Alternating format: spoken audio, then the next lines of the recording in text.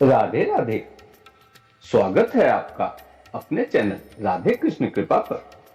श्रावण मास की कृष्ण पक्ष की एकादशी का नाम कामिका है। सर्वप्रथम लोक कल्याणार्थ कामिका एकादशी के महात्म्य को भीष्म पितामह जी ने श्री नारद जी से कहा था। पुनः इस एकादशी के महात्म्य का संवाद भगवान श्री कृष्ण और धर्मराज युधिष्ठिर जी के बीच हुआ है। व्रत विधि।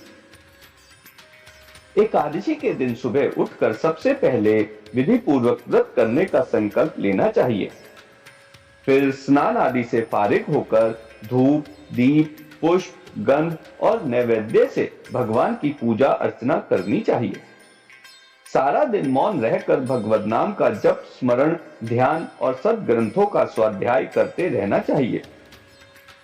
कामिका एकादशी के व्रत में शंख, चक्र, गदाधारी विष्णु भगवान की पूजा करनी चाहिए। विष्णु भगवान की पूजा करने से समस्त देव, नाग, किन्नर, पितृ आदि की पूजा हो जाती है। कामिका एकादशी के दिन श्री तुलसी दल से भगवान की विशेष पूजा करनी चाहिए। भगवान बढ़िया वस्त्र और अमूल्य आभूषण चढ़ाने पर इतने प्रसन्न नहीं होते हैं जितना कि तुलसी दल चढ़ाने से होते हैं। श्री तुलसी के दर्शन मात्र से मनुष्य के सारे पाप नष्ट हो जाते हैं और तुलसी के स्पर्श से मनुष्य पवित्र हो जाता है।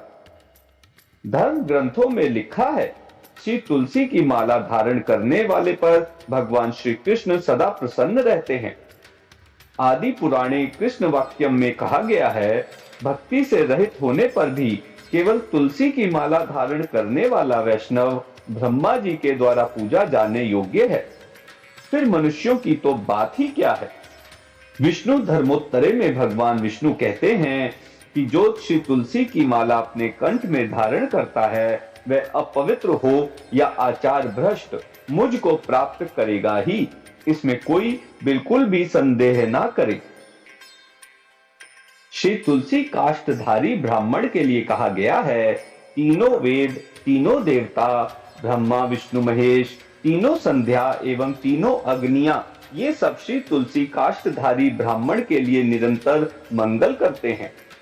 श्री तुलसी जी को जल से स्नान कराने से मनुष्य की समस्त यम यातनाएं नष्ट हो जाती हैं। श्री तुलसी की हवा से भी यमदूत भय खाते हैं। जिनका कंठ श्री तुलसी माला से सुशोभित हो उनका जीवन धन्य मानना चाहिए। जो मनुष्य श्री तुलसी जी को भक्ति पूर्वक भगवान के चरण कमलों में अर्पित करता है उसे अवश्य मुक्ति मिलती है। कथा। कामिका एकादशी की कोई भी कथा भगवान श्री कृष्ण ने धर्मराज युधिष्ठिर जी को नहीं सुनाई है।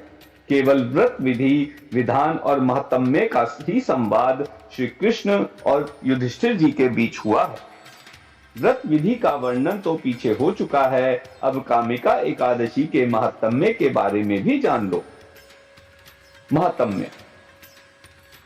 आभूषणों से युक्त बछड़े सहित गोदान करने से जो फल मिलता है वह फल कामिका एकादशी के व्रत से मिल जाता है।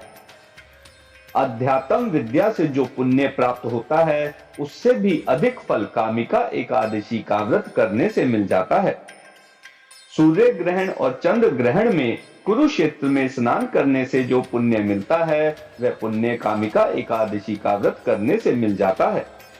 जो प्राणी श्रद्धा भक्ति से इस कामिका एकादशी के बारे में श्रवण पाठन करता है उसे वाजपेय यज्ञ का फल मिलता है। यह थी कामिका एकादशी की व्रत कथा और महात्म्य। राधे राधे।